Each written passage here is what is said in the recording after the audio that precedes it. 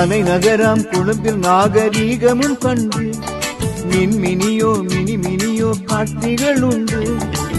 காணாத புதுமைகளை காணலாம் மாநகரின் வாரின் கொழும்பு நகருக்கு.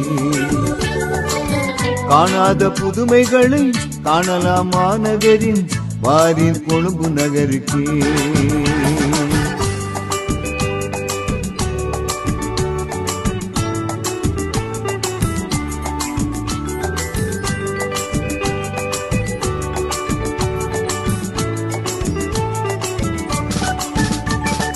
இலங்கை என்பது நம் தாய் திருநாடு, எழில் மிகுந்த இயற்கை வளம் நிறைந்த நம் நாடு.